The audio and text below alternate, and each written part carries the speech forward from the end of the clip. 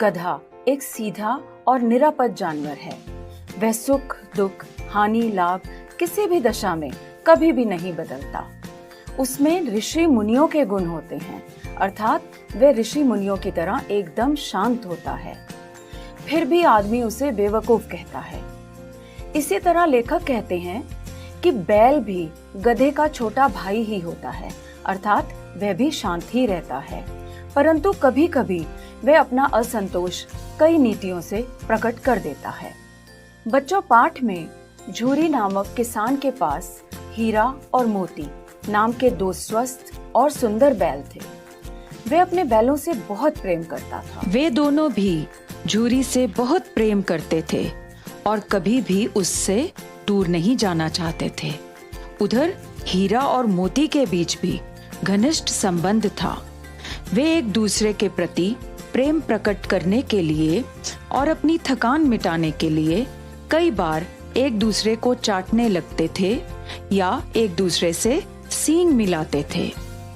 हर मुसीबत में वे एक दूसरे का साथ देते थे और मुंह खोने पर भी एक दूसरे के मन की बात समझ जाते थे। एक बार की बात है बच्चों कि एक दिन झूरी की पत्नी का भाई गया उन दोनों बैलों को लेने के लिए झूरी के पास आया और उन दोनों को अपने खेतों में काम करने के लिए ले गया। वहां पर उसने उनसे खूब काम करवाया और खाने को भी रूखा सूखा ही दिया था। एक दिन दोनों बैल इस स्थिति से तंग होकर रस्सी तोड़कर झूरी के पास भाग आए। झूरी उन्हें देखकर बहुत प्रसन्न हुआ और वे दोनों भी खुश थे, क्योंकि झूरी के पास उन्हें खाने पीने की कमी नहीं रहती थी और अपने मालिक से प्रेम भी मिलता था।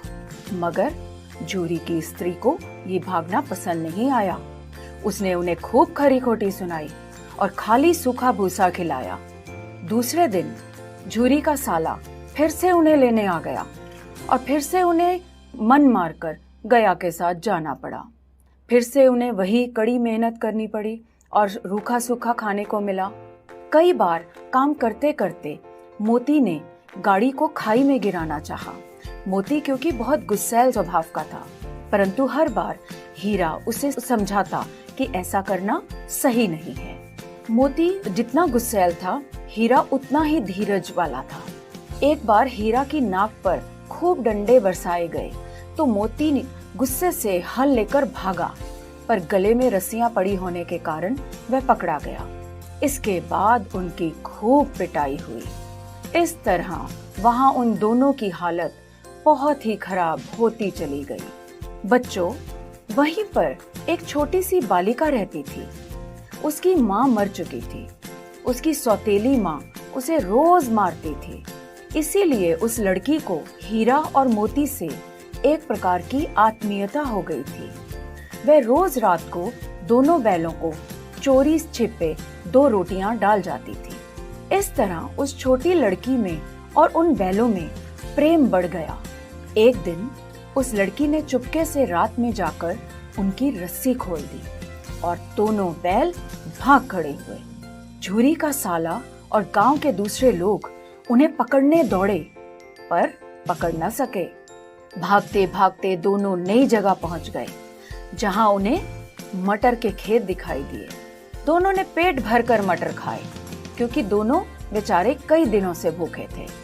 अब झूरी के घर जाने का रास्ता तो वे भूल चुके थे, लेकिन फिर भी वे दोनों खुश थे और आजादी का अनुभव कर रहे थे। इसी बीच बच्चों, उनका मुकाबला एक सांड से हो जाता है, जिसको दोनों ने आपस में मिलकर मार भगाया। लेकिन तभी खेत का मालिक उस खेत में आ गया।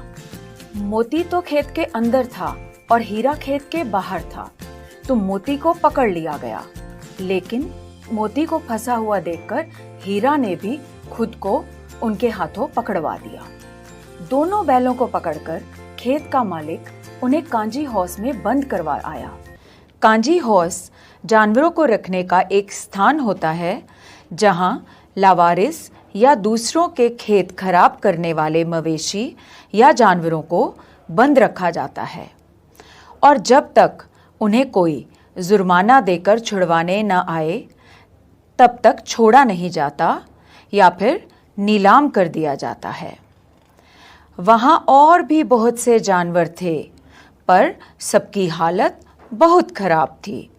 उन्हें खाना नहीं दिया जाता था। जब हीरा मोती को भी खाना नहीं मिला तो उनके मन में विद्रोह की ज्वाला भड़क उठी। फिर अगले ही दिन दोनों ने दीवार गिराकर दूसरे जानवरों को भगाने में मदद की। मोती भाग सकता था, परंतु फिर से हीरा को बंधा देखकर वह नहीं भागा। कांजी हौस के मालिक को जब पता चला कि हीरा और मोती ने बाकी जानवरों को कैद से भगा दिया, तो उसने मोती की खूब मरम्मत की और उसे मोटी रस्सी से बांध दिया।